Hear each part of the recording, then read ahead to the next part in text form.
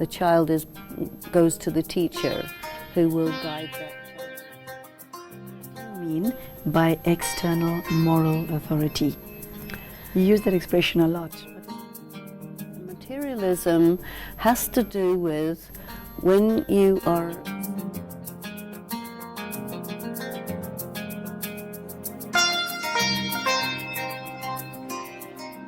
Hello, welcome back to the course in Values and Spirituality. It's great to have all of you back with us.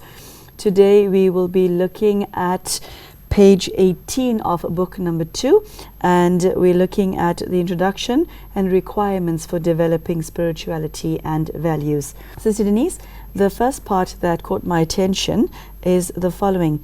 Education in values and spirituality is time-honored. There are many courses and much literature has been written on the subject. The challenge lies in the fact that the levels and qualities of values and spirituality in our lives are not improving. Why not? What is the problem? This is really the big question that arose in my mind when I was asked to write these books. Because so many books are there, and none of them work. One more book, is it going to work? Should I be doing this? So I really questioned it. And the people who asked me said, no, you have to do this. So I said, okay, well, if I have to do this, then I need to spend some time to figure out why it doesn't work. And the people who talk to us about values are moral philosophers, the religionists, educationists. Many different groups are doing this, and what we're seeing is there's no improvement.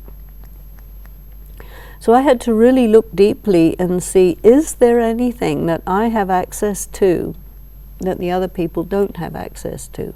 Number one. Number two, can I analyze these in such a way that I can see exactly why it doesn't work? And then propose something and investigate whether it does or doesn't work. And I did all of this preparatory analysis, and I also did a lot of experimentation on different groups of people to find out whether or not it works. And I found that there was a discernible difference. So let me talk a little bit about what makes it not work and what makes it work. Values are taught using should, have to, must, ought. Sister Denise, I want to stop you right there because I now have formulated another question based on what you say further on in the book. You go on to say, it is therefore important to discover and gain access to more effective methods of values development. This unit proposes new ways to develop ethical values and spirituality. This brings me to my next question. In what way is this new, and what makes this series of books different from all other courses and values that have been taught in the past? There are these two strands.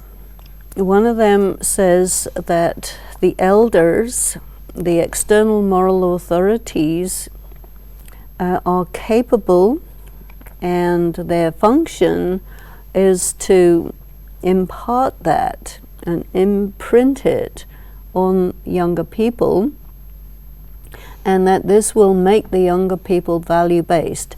So this has been done for generation after generation for hundreds of years, but we have found that although it is believed that this will happen, the evidence shows that it doesn't happen, it hasn't happened, and it's unlikely to happen.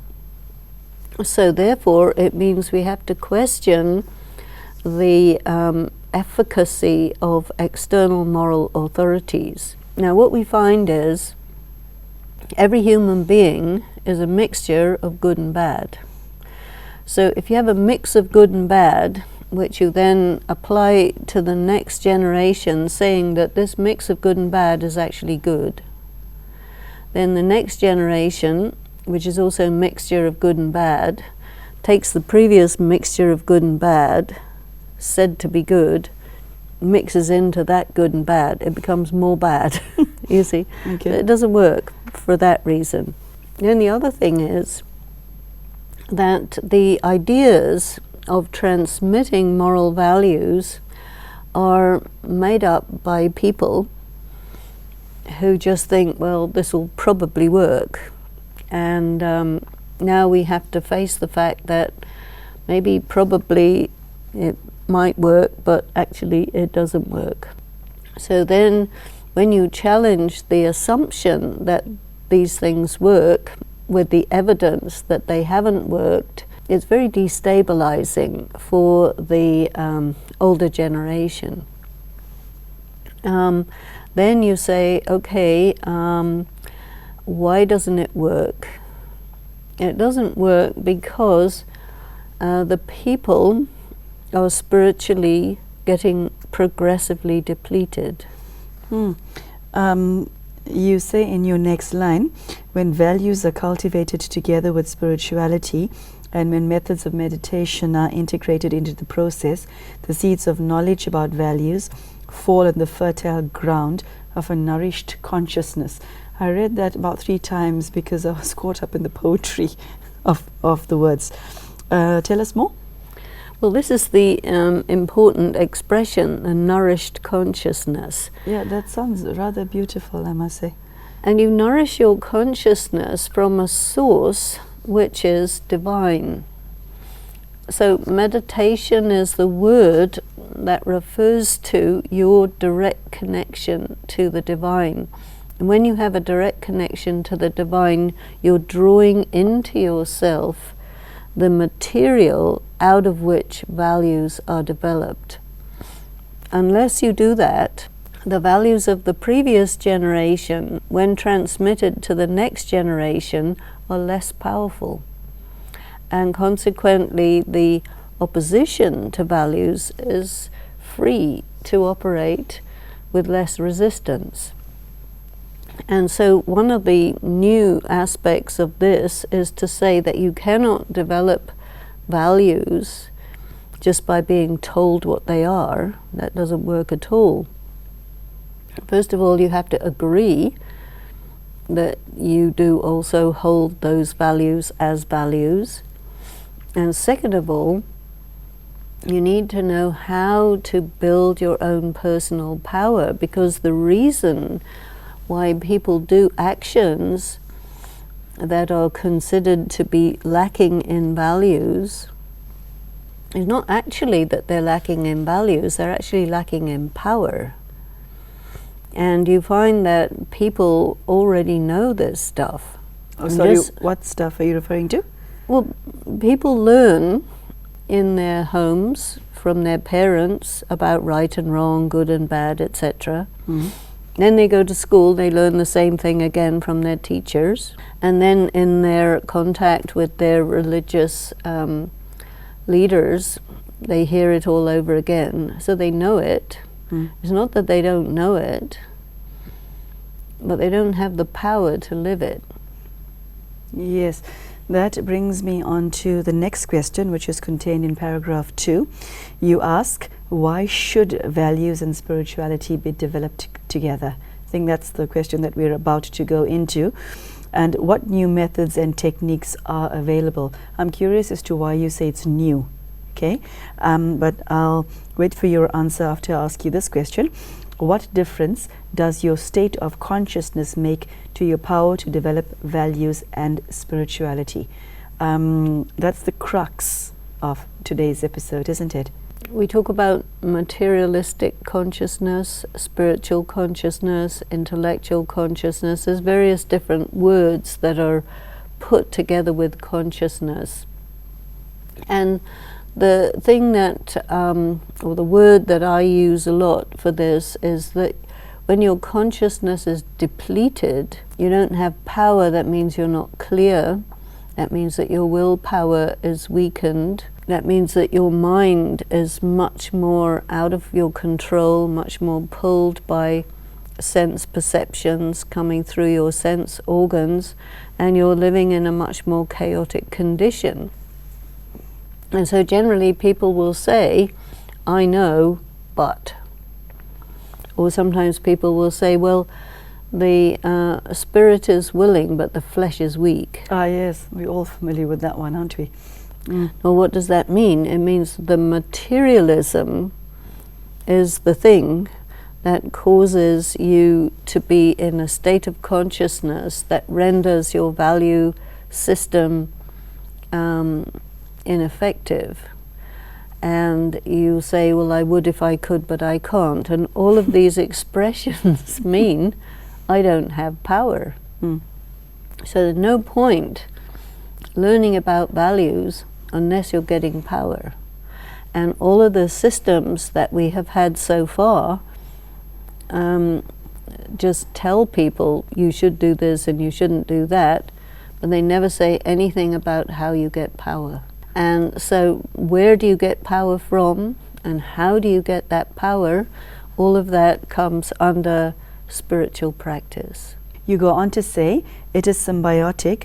When spirituality is developed, values emerge, and when values are developed, they increase spirituality. That's beautiful. Yeah, they really have to go together. And if you are trying to learn about values, but you don't develop your spirituality, you'll give up. Because you'll say, this is not working. And this is the thing, people thought that, well, the courses are bad, we have to make a better one. It's not that. The course is fine. But no one addressed the question of spiritual depletion. And part of that is because people believe in progress. And they think that just because you got born, you're progressing. Now, if you compare the spiritual potency to the physical world, energy that comes into motion gets used and diminished. In the same way, the energy of the spirit comes into action, and that energy is getting depleted. So unless you are feeding the spirit with energy, you're getting more and more weak. And it's not that people are bad per se, but the actions that people do reflect that they are morally, spiritually, ethically weak. And so you don't punish somebody for being weak and expect that to make them strong. But that's what the usual system does. You just say that, well, you can punish somebody because they're bad and that will make them good, which of course there's no evidence that it works like that. Once you put your finger on the fact that the problem is that people are spiritually weak, then the solution to the problem is they need to be given access to power, and they need to be encouraged to increase their power, and they need to know what is the power source. And there you have a problem, because the secular denies the necessity of the spiritual. How do you help individuals cross that insurmountable hurdle then? I think one way is to say that there's a difference between God and religion. I want to interrupt you there. There will be a number of atheists who will have a deep interest in values, but who will tell you from the onset, I don't do God. How would you engage with such a person? I think if somebody is an atheist, why are they an atheist? They have reasons for being an atheist. Some people are atheists because, according to the description they have of God, they don't see the need for God, because the natural world operates anyway with or without God. So they say, why you need God? No. So I think that the religions have been able to describe God insufficiently to satisfy what is needed by an atheist in order to believe. A lot of religions operate on the basis of blind faith. And an atheist is somebody who will say, well, I don't do blind faith, which I think would be truer than I don't do God. So once you sort of extract God from religion, which is a difficult thing to do. Yeah, I'd say. And this is why in this series of books we didn't use the word God. I noticed that you use the word divine in all 8 books. I found that very curious. I'm glad you mentioned it. Do you want to tell us why? Well, the word God has a lot of connotation. It assumes a sort of old man in the sky, so that assumes the patriarchy. And a lecturer of mine used to say that word is loaded. Very loaded. Yeah. Some people, they use the word good. They just add another O. Yeah. And they get around it that way. What we thought is to use the word the divine because it implies something that's beyond the material world. It implies something that's beyond the human. It implies the possibility of an intelligence, and it also implies something to do with higher power, perfection, something benevolent. And so we said, okay, this word will work for us in this discussion, so we stuck with it. The last bit reads as follows. The component of meditation is important because your values are affected by the state and condition of your mind, powers of understanding, moral muscle, there's that term again, sensitivities and motivations. Meditation provides the mental and intellectual environment to improve them all. I have to ask you this at this juncture. Are there individuals who cannot meditate? Who will not be able to meditate despite their attempts to do so? I've come across quite a few, yes. Okay, so what becomes of them then? You know, what you can do is you can remove the word meditation and use the word think. Okay. Are there any synonyms for think in this context? If you think about what you are as a non-physical being of light, anyway, that's meditation. But a lot of people, they maybe have had exposure to certain methods of meditation, and then when they do that, they find they can't do that for one reason or another. But if you tell a person, okay, it's just think. Think about what God means to you, what that word means to you, what the concept means to you. Do you like it, not like it? If you do, why? If you don't, why? And just the fact of analyzing something which is non-material, you know, in some dictionaries, that is meditation. My definition of meditation is sometimes to think deeply about what's worth thinking about. It also means communing with God, communing with truth. There's a lot of different ways, but meditation is not a mental ritual. It's not? No. But you have to be committed to it. You've got to do it daily. Well, it's very good if you're committed. It's very good if you do it daily, but you have to do something different every day. So it's not to bore yourself to death, I suppose. Exactly. Okay. I mean, people use prayer. Yeah. Some people interpret prayer as their conversation with God, which is as varied as their conversation to themselves or their conversation with an important friend. Some people, they repeat ready-made prayers, and they call that praying. Some people use mantras. Some people say, okay, we're going to just go into silence, and they kind of close down the mind. And there's all these various different ways that come under the term meditation. And a person who wants to bring meditation into their development of values, they have to think, okay, now, how am I going to meditate? And they have to look at all possible ways and decide what's going to work for them. Given the fact that meditation is such a personal journey, it's an internal journey, how do you know whether you're succeeding in your meditation? What is the yardstick that you use to measure the success of your meditation and your spiritual progress?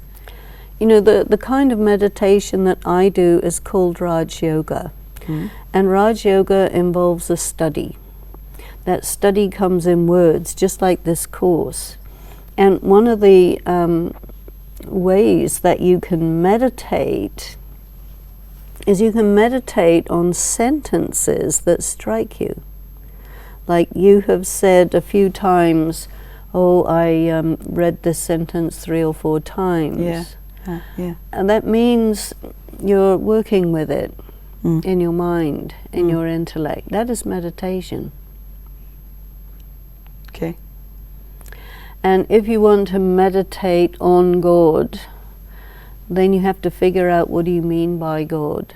And then you'll say, well, I don't know. And then you have to just, you know, in a sense, struggle and be prepared to struggle and figure out what meaning you're going to assign to certain words.